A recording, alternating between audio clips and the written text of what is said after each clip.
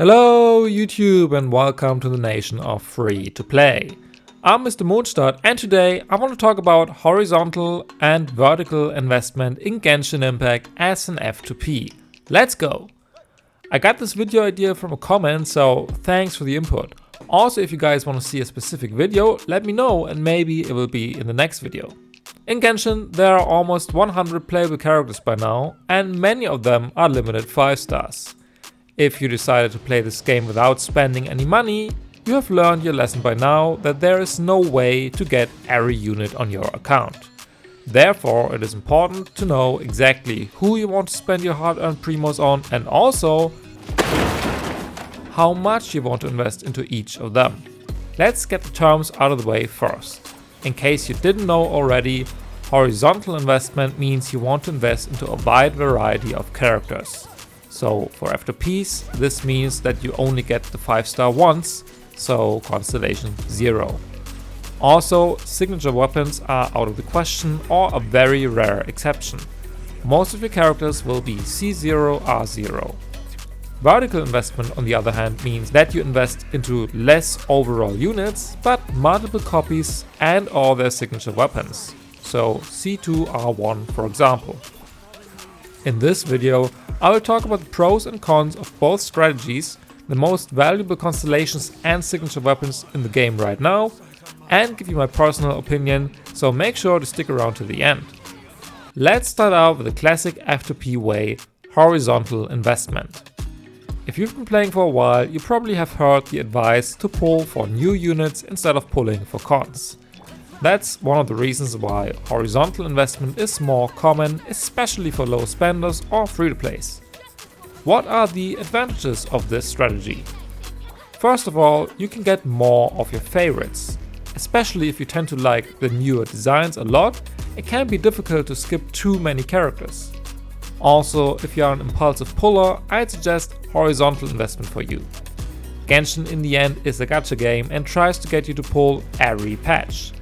So if you want to collect your favorites, have fun in building them and farming good pieces for them, you probably will enjoy this playstyle more than the more restrictive vertical investment.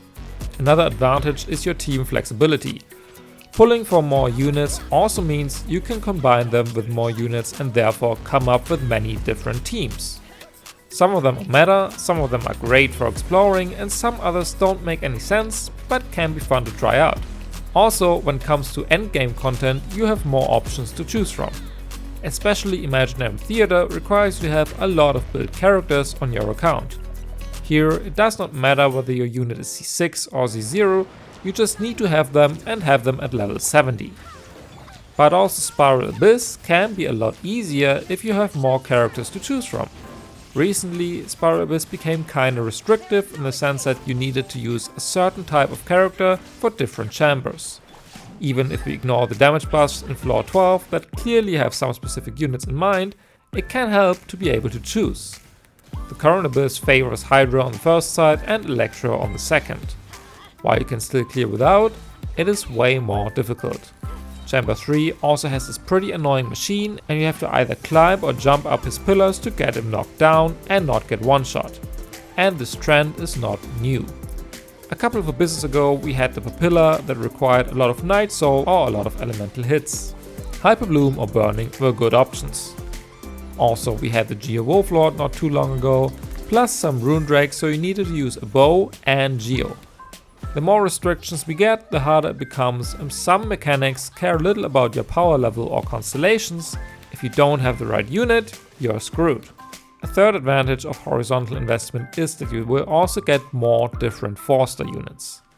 The 4-stars change every banner, and since you're probably not winning every 50-50 within 10 pulls, you will end up with some of the featured 4-stars as well. Now, while you shouldn't pull for 4-stars if you don't want the 5-star on banner, getting one or multiple copies of them in the process is nice. If you pull for more units, the game does not feel too boring too fast. Even though there is a lot of content in Genshin, at some point you finished exploring and did all your quests, and then what? But if you keep building more units, you have something to do in the game, and this way you might have more fun over the long run.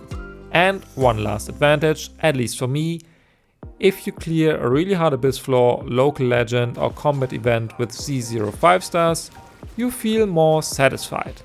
It shows both your investment as well as your gameplay skills, and especially your skills tend to get better with C0 units and 4-star weapons, simply because they have to get better. But despite all that, horizontal investment has some downsides as well, of course. The first of which is the game is a lot harder. While I like a bit of a challenge in my endgame, sometimes it can get very annoying if you just cannot get 36 stars in Abyss or clear a combat event. Here it can be frustrating, and instead of enjoying the game, you end up screaming at your screen. No, God! Another con is that you have less resources available. Building many different units also means investing a lot of resin, books and mora, and if you do not enjoy the process of farming and grinding, you might feel burned out after a while. Another negative aspect, if you pull for many units, you will have less primos, and especially if there's a new unit or a sudden long awaited rerun, you have a bigger risk of missing a 5-star you really want. However, investing horizontally does not mean to pull on every banner. You can still be picky in your choices, and if you are, you can collect many wishes on your account, so much that you can guarantee a unit. And a final downside is the risk of power creep. The topic became more and more relevant in Genshin, especially during Nutland. I made a video where I talked about my thoughts on power creep, so check it out if you're interested. In a nutshell, Hoyo might release newer and stronger versions of a kit and sets that as a new bar. Now, if you don't get the new unit, for example Mavuika, you might struggle in the endgame, since the damage ceiling has been raised significantly. The new opponents in Abyss will have more HP as a result of that, and your older units might no longer be enough to keep up at Z0. The same is true for supports, of course, as they keep shredding more and more resistance, for example. Older 5-stars can feel weak this way, but what if they are your favorites? Is there a solution to this? It's time to talk about vertical investment. What are the biggest pros for constellations and signature weapons? Well, one big aspect is the idea of future-proofing your account. If you are afraid of power creep, pulling for multiple copies of your favorite 5-stars could help. I will talk about the specific cons and weapons later in the video, but as an example, let's take a look at C2 Farina. With her on your team, she will buff your favorite DPSs a lot more and can make them viable again. The same is true if you pull for constellations of damage dealers themselves. However, I have to be honest and tell you that there is no future-proofed account. Hoyo wants you to pull for new units, and they design the game around that. They are creating problems and needs to sell you solutions. Even if you got a C6 Klee or Yulmia back in the day, a Z0 Mavuika will probably still outperform them. So if you're waiting for a specific unit because they are your favorite, it can be the right decision to go for cons. But don't assume you will never have to pull again. Another benefit of vertical investment is easier gameplay. Genshin becomes a whole lot easier if you have 5-star weapons and or constellations available. You will notice a significant increase in your damage if you know what cons to get. Especially newer damage dealers tend to have very good early constellations, meaning powerful C1s and C2s. So if you're struggling with Spiral Abyss or simply want to have an easier time, vertical investment might be the better choice for your account. Personally, I like a bit of a challenge, but there are still some units in the game whose cons look very tempting. Also, your favorites will perform better and you will see higher damage numbers. This is another plus. However, if you're exclusively investing into one character, then you're generally still not investing vertically. I'd only consider it vertical investment if that is your general approach. In either way though, it will help with the damage numbers. One big pro that is perhaps less obvious at first is that your 5-star is pretty much guaranteed. If you're planning to get C2R1, you will have to save for quite some time. But that also means that you can guarantee the 5-star of your choice. If you're pulling on many banners, you will at some point run out of fates and miss 1 or 2 5-stars. With vertical investment, you should be able to avoid this frustrating aspect of Genshin. Plus, if you know you're gonna own a certain character, you can pre-farm for them. This can be very useful when it comes to artifacts. It can take thousands and thousands of resin until you get a good build, But if you know for sure you're gonna get a unit, you can invest your daily resin and slowly but surely guarantee a very good build. To be fair though, this also works if you save enough pulls and only get C0. That is what I am doing for Mualani at the moment. I have over 60,000 primos on my account, so with my star glitter and everything, I have around 500 pulls. 180 of them are reserved for Mualani whenever she will have her rerun. So I already have a decent build for her ready because I spent over 15,000 resin in the obsidian domain. As an F2P, you cannot do that in a day or even a month, it simply takes time. Speaking of resin, if you invest vertically, you will have less units on your account, but it also means you have more resin per unit, which should result in better builds on average. If you're not a fan of building characters all the time, hyper investing into a few instead is probably the better choice for you. This way you won't burn out too fast, as you always have a lot of resources on your hand. If you try to get every character in the game to level 90, Genshin can soon feel like a chore instead of a game. And if you have a C1 or C2 of a character, the chance of benching them is smaller as well. Nobody wants to invest thousands of resin and many hours of grinding into a character just for them to end up on the bench, collecting dust. If you made the conscious decision to save for months for a unit and get their cons, you better make sure that you like them enough no matter what, and you will enjoy that kit for a long time. And last but not least, you will have better weapon options on your account. If you're pulling for signatures, you will end up with more 5-star weapons than me, for example, and you can swap them around as well if you want. But it's not only about the signatures, you will also have better 4-star weapons. There are some weapons that you can only get by pulling on the weapon banner. Siphon's Moonlight is one example, and it is super strong on Kuki or Kazuha. The current weapon banner is another example, as all of the featured Nutland 4-star weapons are exclusive options and some of them are super strong. Plus, you will also end up with more Favonius weapons or other supportive options. I've never pulled the weapon banner, and after almost 2 years of playing, I only have one Favonius sword. Refining Favonius weapons to R5 is still a dream, but it is what it is. You see, vertical investment has a bunch of good arguments on its side. But, as with everything, there are also some downsides. One big con is the fact that you cannot toggle constellations in Genshin. Once you activated it, there is no turning back. It would be amazing if you could simply turn cons on and off for certain formats or showcases, but as of right now, it is not a thing. A big negative aspect is that people tend to only look at your constellations and weapon and ignore your builds. What do you mean by that? If you upload an Abyss Clear or you're using C2 R1 Mualani, for example, people will value your build less. Maybe you have a top 1% build on Akasha, sure, but many players will not even consider that because they think your output solely comes from your vertical investment. This is especially tricky for F2Ps, as your units become kinda unrelatable. If I were to use a C1 R1 Neviette for my next Abyss Clear, I think there would be quite a few comments on how this is not an F2P video. And of course, you can get constellations even as an F2P, but it is still less common and therefore your artifacts and gameplay skills may be valued less. Another downside of vertical investment is the fact that you have less units and therefore less flexible teams. Some scenarios require different units, the level of investment is less important. Imaginary Theater is one example, or simply imagine a spiral abyss with a Hydro Tulpa on the one side and the Oceanite on the other. Your Novi can be C6 R5 and still be useless. Yes, it is not very likely, but one aspect that you should consider in choosing your investment strategy. Another potential downside is that the gameplay and especially the endgame content becomes too easy. 36 starring Abyss is no longer as challenging if you have a team full of 5 stars with their constellation. And if there is no content in Genshin where you actually benefit from your vertical investment, why did you get these cons in the first place? Again, this could be solved if Hoyo allowed us to toggle constellations, but until that happens, you might lose joy in playing your best teams, simply because they are too strong and make the game too easy. One side effect of this could be another potential con. You might get worse at the game. If your constellations give you interruption resistance, your dodging skills could suffer.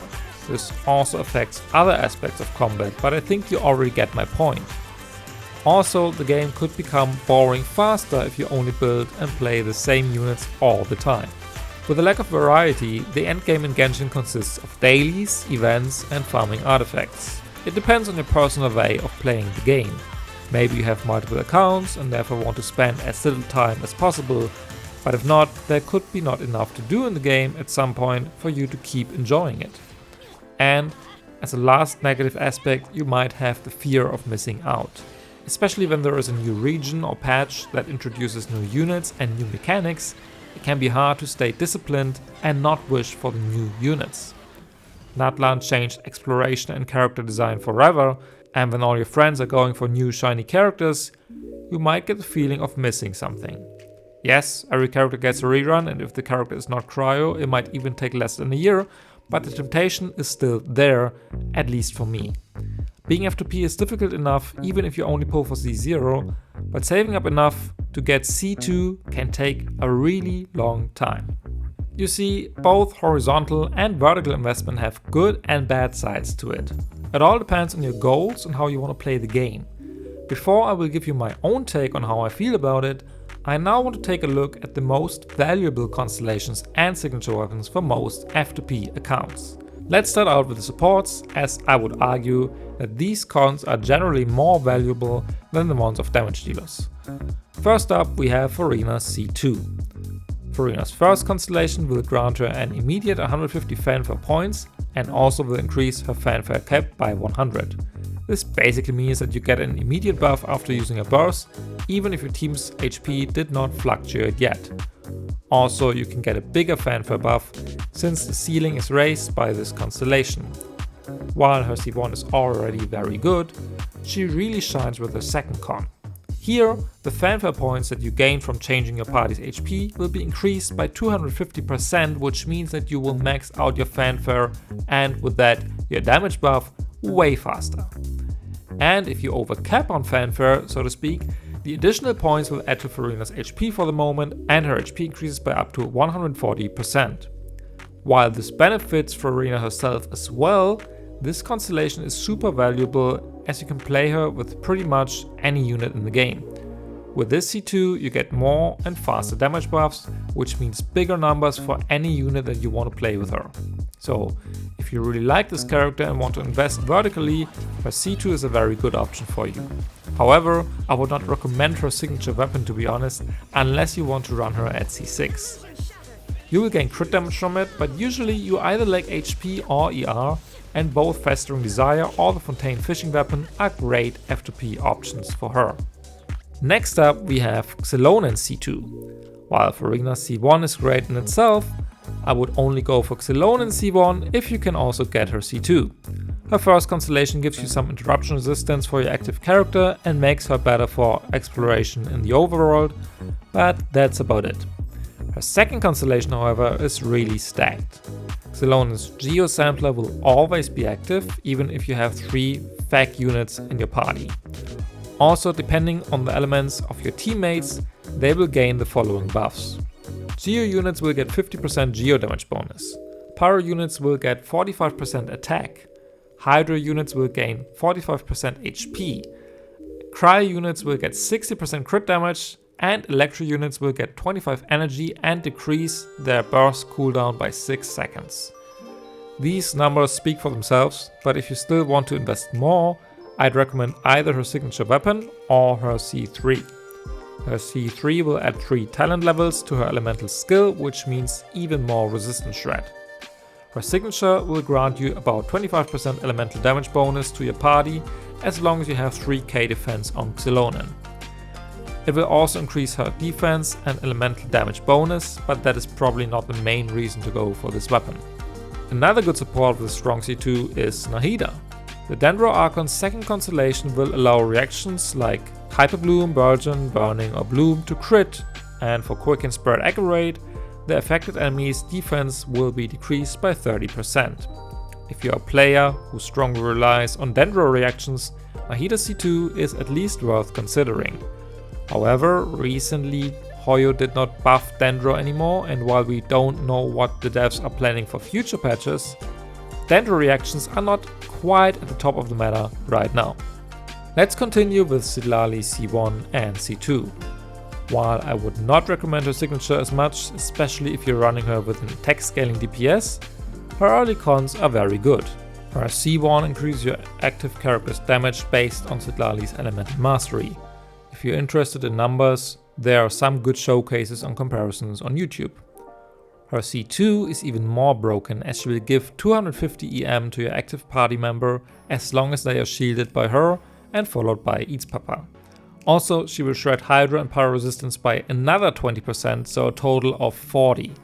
This makes her probably the best support for any Hydra or Pyro DPS, but especially Mavuika or Gaming have a very high ceiling this way. Since I don't want this video to get much longer than it already is, let's move on to the DPSs. Overall, recent damage dealers tend to have very good early constellations and weapons.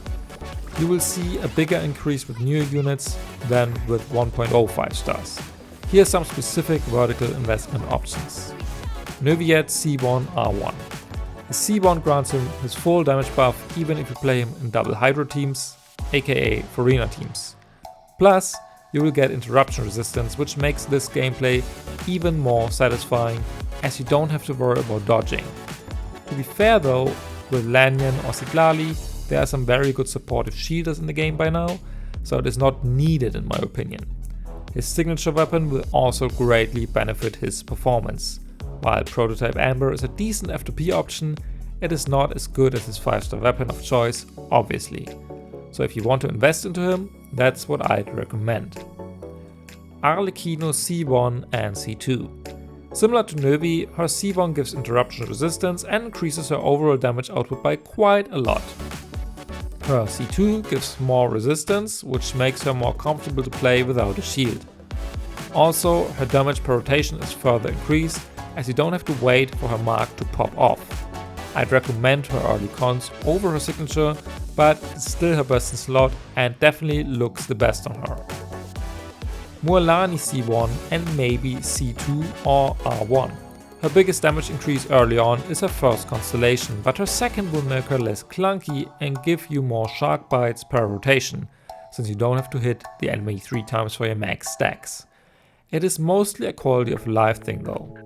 Regarding her weapon, if you don't mind resetting multiple times, an R5 Widsith can be better if you get the right buff from it, but it is overall less consistent than her signature.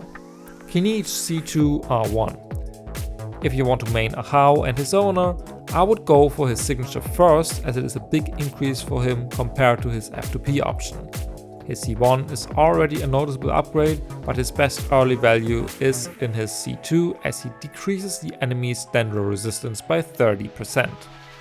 You probably see a pattern already, and I could more or less talk about every new DPS's early cons, but I think you get the point. Let's finish this off with Mavuika. Her C2 R1 will break the game and make your life super easy even against tanky opponents. Her signature adds to her design and increases her value quite a bit, especially since there are not too many good F2P claimers in the game. Her C1 allows her to stay on field longer with her bike, but her early damage peak lies in her second constellation. She can shred the defense of enemies by 20% and will gain 200 base attack, plus her attacks and bursted are also further increased. So now that I've given you the pros and cons of vertical and horizontal investment and also talked about the most valuable early cons and weapons, it is now time for my very subjective personal take. I am free to play, and even for that I do not pull a lot. However, I will always prefer horizontal investment because I like to play many different characters and have options to choose from. I like my biz to be a bit of a challenge, and I also enjoy the process of farming for characters and improving their builds. I already get bored if I don't pull for 2 patches, so I don't think I would enjoy the game as much if I couldn't pull for half a year or even longer, just so I could afford some constellations. Now, don't get me wrong, there's nothing wrong in that, but vertical investment is just not for me. However, I do like the idea of being able to guarantee a character, which is why I also copied some aspects of vertical investment. Once I decided that I want to own a certain 5-star on my account, I'm dedicated to save enough primos to guarantee them, no matter how bad my luck is. Right now, I have close to 500 pulls on my account, over 60,000 primos and around 100 wishes in Stargate. Why do I keep that much? Well, I want to guarantee multiple units by now. I want Yoimiya, Mualani and Skirk, so I need around 480 pulls. By now I get these and I hope there will still be some left over for those units. The benefit is that I don't have the stress of missing a unit I really want, and I can pre-farm. I have a decent build ready for my Mualani and around 200 CV for Yoimiya. I will go back to Shamanova, but it's not my priority at the moment. Also, since the new domain just dropped, it is time to spend some resin on the set that suspiciously looks like Skirk, so fingers crossed. So yeah, I'm a bit more of a horizontal investment player. But again, this video is not about whether one is better than the other, it is to show you the pros and cons of both and help you decide which strategy is best for you. And with that, we've reached the end of this video. What is your investment approach in Genshin? Do you pull for cons or weapons, and what kind of cons do you own? Let me know in the comments down below, and also feel free to share your thoughts on the topic. I hope this video helped you in making your decision, and if so, please leave a like or even subscribe to the channel. These edits take a long time and I'd really appreciate your support. Anyway, thanks again for watching and I will see you in the next video. Bye!